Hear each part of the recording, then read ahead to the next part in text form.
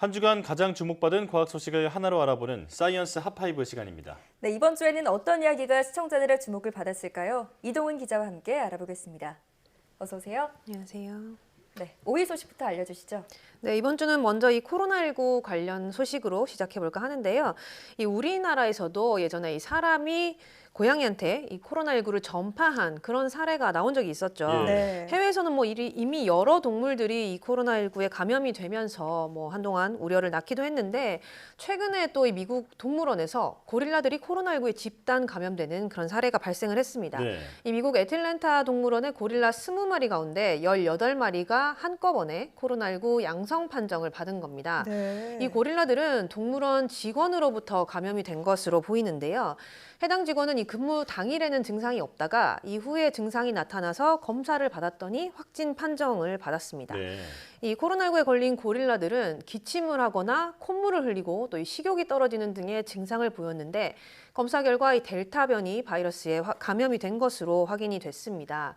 이 동물원 측은 고릴라가 군집 생활을 하기 때문에 감염된 개체만 분리하는 게 불가능하기도 하고 네. 또 이 방문객과도 거리가 떨어져 있어서 감염 우려가 없기 때문에 이 격리 조치 없이 항체 치료를 진행을 하기로 했습니다. 네. 뭐 이렇게 동물들이 사람으로부터 코로나19에 감염될 수 있다는 것은 이미 뭐 알려진 사실인데 예.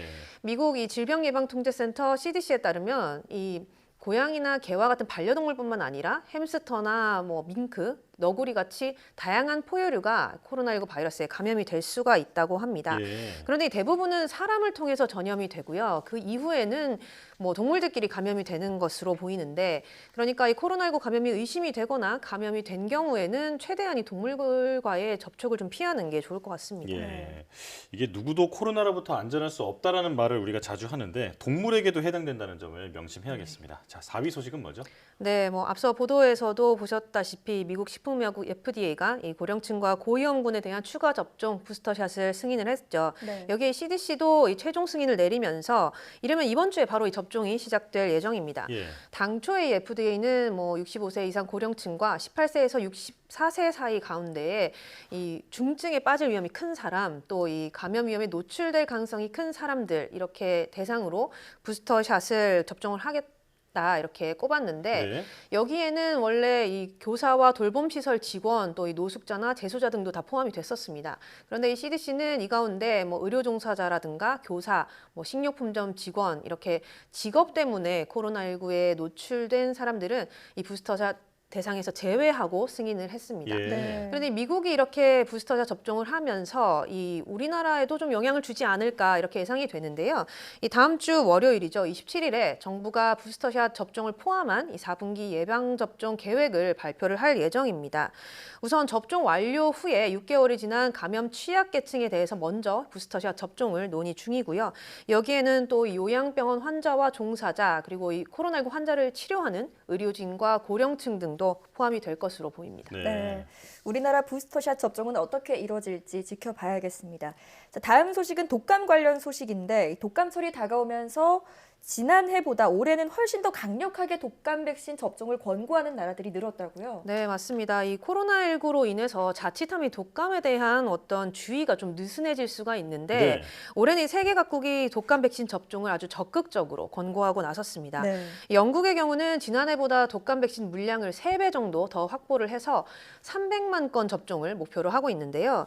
이 지난해와 다르게 마스크 착용이라든가 거리두기 같은 엄격한 제한이 풀렸기 때문에 그만큼 이 두 질병이 함께 유행할 가능성이 크다는 겁니다. 뭐 미국도 같은 입장인데 사실상 강력한 봉쇄 정책이 대부분 해제된 상황에서 이 올해 독감 발병률은 전년과는 완전히 다를 것이다 이런 우려가 나오고 있습니다.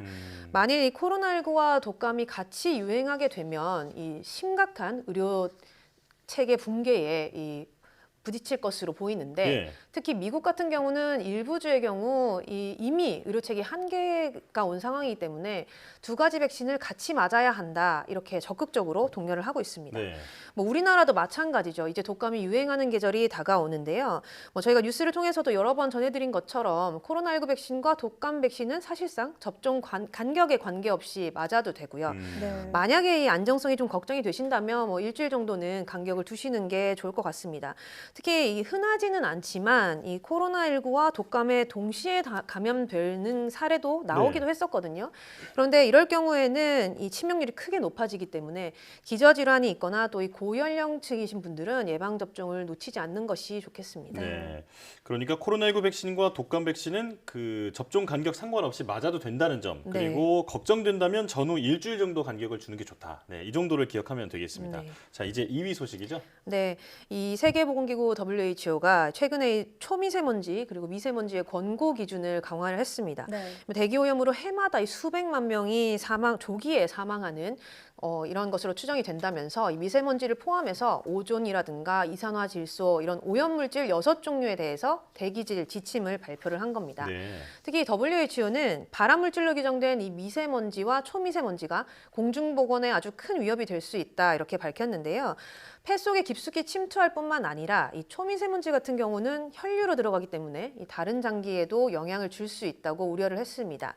WHO는 이번 개정안에서 이 미세먼지는 연간 평균 이 세제곱미터당 15 마이크로그램 이하로 그리고 24시간을 기준으로 했을 때는 45 마이크로그램 이하로 유지하도록 권고를 했는데 2005년 기준을 보면 이보다 각각 5 마이크로그램씩 낮아진 기준입니다. 네. 초미세먼지 같은 경우는 이전 기준보다 한 2배 정도 더 강화를 해서 관리를 강력하게 하도록 했습니다. 이 WHO는 이번 개정안에 대해서 2005년 기준보다 훨씬 낮은 그런 대기오염 농도에서도 인간의 신체가 어떤 악영향을 받는다는 증거들이 많이 나왔다. 그렇기 때문에 이렇게 기준을 좀 강화하게 됐다. 이렇게 설명을 했는데 실제로 이 대기오염에 장기간 노출이 되면 뭐 심장 질환이라든가 뇌졸중을 앓을 수도 있다 이렇게 경고를 했고요. 또 이로 인해서 조기 사망하는 인구가 매년 700만 명이나 된다 이렇게 추산을 했습니다. 네. 그런데 이 WHO는 이번에 나온 지침 수준으로 이렇게 대기오염이 잘 관리가 된다면 전 세계에서 이 초미세먼지 관련 사망자가 한 80%는 줄어들 것이다 이렇게 내다봤습니다. 네. 대기오염 문제를 잘 관리해서 앞으로는 이 권고 기준을 강화가 아니라 완화할 수 있는 날이 얼른 오면 좋겠네요. 네. 자, 마지막 1위 소식은 뭔가요?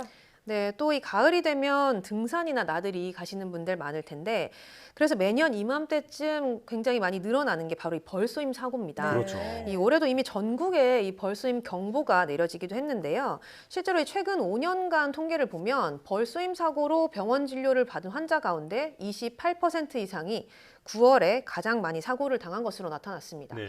특히 요즘처럼 늦더위가 남아있는 이런 초가을에 벌들이 월동을 준비하기 위해서 가장 활발하게 활동하는 시기이기도 한데요. 이때는 특히 장수말벌과 땅벌을 주의를 해야 합니다. 네. 나무같이 높은 곳에 집을 짓는 게 아니라 땅속에 집을 짓기 때문에 뭐 산행을 한다거나 주변을 지나가다가 무심코 벌을 놀라게 할 위험이 크기 때문인데요. 이런 벌쏘임을 예방을 하려면 우선은 이 밝은 색의 옷과 모자를 착용하고요. 또 이 탄산음료 같이 달콤한 음식은 가지고 다니지 않는 게 좋습니다. 만약에 이 벌집을 잘못 건드려서 이 말벌이 공격을 하게 된다면 검은 색깔 옷은 벗어버리고 일단은 벌집에서 한 20m 이상은 최대한 빨리 벗어나야 됩니다. 네. 또 이 벌 독에 의한 사망 같은 경우는 한 79% 정도는 쏘인 뒤 1시간 안에 일어난다고 하니까요. 최대한 빨리 대피한 후에 119에 신고를 하시고 병원 치료를 빠르게 받는 게 중요할 것 같습니다. 네. 네. 이제 가을철 산행 떠나시는 분들도 많아질 텐데 말벌은 10월 중순까지도 활발하게 활동한다고 하니까 네. 꼭 주의해야겠습니다. 자, 지금까지 이동훈 기자와 함께 한 주간 주목받은 소식 살펴봤습니다. 고맙습니다.